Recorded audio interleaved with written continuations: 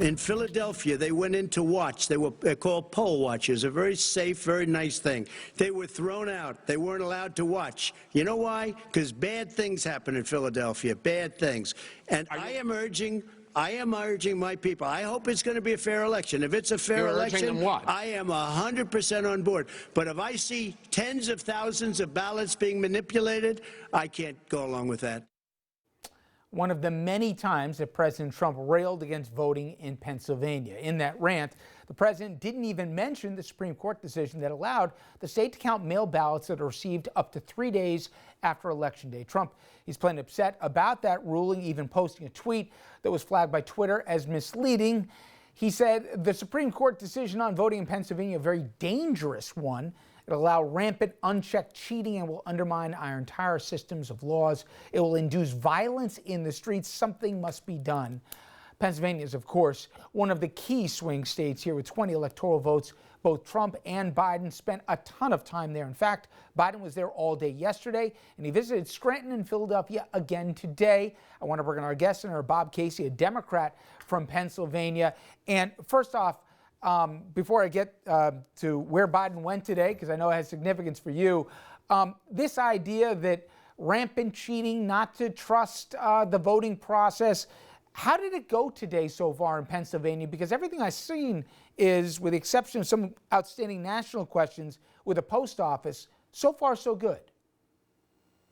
Yeah, Richard, I think it's been a good day overall. I don't have a detailed read in every county, but there's no question that a lot of the intimidation threats were, fortunately, threats only so far, but there's still more time in the day and we have to be vigilant. But I think people are voting in record numbers, and they're voting because they want change. They want a president who would deal with the virus, tackle it, and begin to create millions of good-paying jobs. I mentioned today the senator was, the vice president was in your state, Senator, including stopping by a place you know very well and dropping on somebody that you know, your mom here. Where's the connection go between Vice President Biden and yourself and your family?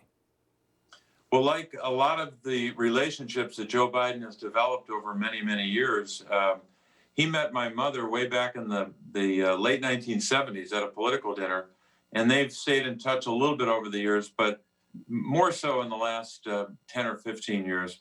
And we knew that the motorcade would be going past her house, where I grew up, to his house where he grew up, just 3.5 blocks away. And I just suggested maybe to the person organizing the motorcade, I said, you know, maybe could he stop by and just wave to her, or make a quick stop, you know, not even 5 minutes. She didn't even go to him. She said, sure, we can do that. That's a good idea. He'd love to see her. And which goes to show you the way that Joe Biden has affection for people he's known a long time and loves interacting with them. And we were just blessed he took the time to do that. But it was a great trip to Scranton, and I think it's an indication of how much he cares about our state and how hard he's fought to help the people of our state. Is it going to pay off for him? And I ask that, obviously, you know, a lot of the folks on the inside better than us. I know the poll's still open right now, but between the early voting and the turnout numbers you've seen, what are the folks in the campaign telling you, given the importance of Pennsylvania? How do they think Biden's going to do at the end of the night? Well, they felt good, I think, coming into Election Day, as did I. And what I'm going to be looking for is not just the vote that most people will pay attention to, which your viewers will know a lot about, which is the Philadelphia vote, the vote in suburban Philadelphia. When you add up the 5 counties, Delaware, Bucks, Montgomery, Chester, and Philadelphia, you have more than 40% of the statewide vote. But there are other places we will get clues pretty early. Some of these very small counties where Joe Biden will lose, like every Democrat loses. But the question is by how much? And I think he'll be able to reduce some of those margins from 2016, as well as put up a substantial vote in cities like Philadelphia and Pittsburgh and the communities around it. More broadly, beyond the borders of Pennsylvania, what is on the ballot tonight nationally? What is at stake between a choice for Biden and a new direction in this country in 4 more years of Trump. Obviously, you've sat down with your colleagues, and I know a lot of Republicans off camera have said different things to me than they have on camera about real concerns, literally concerns about the health of a democracy. How do you view the stakes tonight? No, I think they're that high, and I'm glad to hear that Republicans are saying that anywhere, whether it's off camera or not. But the threat to democracy, in most instances, on most days, is the president himself. I think he's been a threat to national security.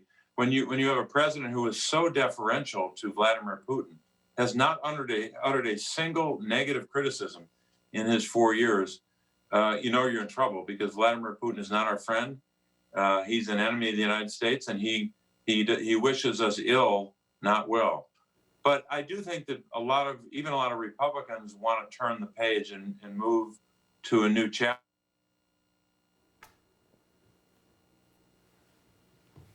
What's going to happen in terms of issues?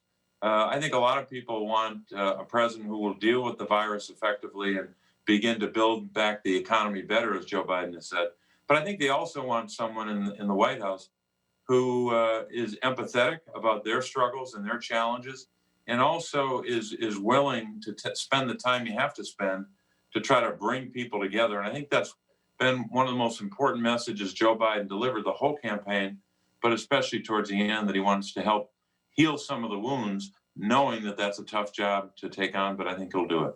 And finally, Senator, when do you think we're going to know the results of Pennsylvania? A lot of people said, given the volume of early voting, I know every state's got their different rules about when they'll process the ballots, but given the importance and how many people are waiting, when do you think we'll know? Tonight, tomorrow, by Friday? I don't think we'll know a final count for a few days. Final could mean 98% of the vote. But most elections, as you know, in Pennsylvania, don't give you an official count till days after the election, or even a few weeks. But I think in this case, one of two things will happen. Tonight, we'll either be able to make an accurate, reliable, and I think well-informed projection with a certain percentage of the vote in. And by the way, the networks have an exit poll, so sometimes they make a call on a state. They say so-and-so will win the state with 0% of the vote in. So that's not unusual to make a projection. But I think we're going to get a lot of clues. An early clue, and you can see this map behind me, will be that county, Allegheny, because Allegheny County is going to have a mail-in vote total early in the night before they have the same-day voting. So they'll have a total vote in at a certain point in maybe by 10 o'clock, say. And that will tell us a lot, because it is a blue county. Joe Biden's going to win. The question is, will he win it by 20 points or 25 points or some number like that? So that will give one clue. But then I think we'll also learn a lot, Richard, from these small rural counties who might be able to count all their ballots relatively soon. And that's just a question of, will Joe Biden get closer to the Barack Obama margin of defeat in a red county, or whether he'll be losing by as much as 2016. I think it's probably likely in a lot of those counties he'll be right in the middle. He may not get the Obama percentage of the vote in a red county, but he will be closer to that than the 16 margin. That will tell us a lot. So I think we're going to have a lot of strong clues, and the exit polling is more scientific than what I can give you. But I think we might have a good sense tonight, even by midnight. Good enough, and let's hope you are. Senator, I appreciate the time, and good luck this evening. Richard, thank you. Thanks for checking in.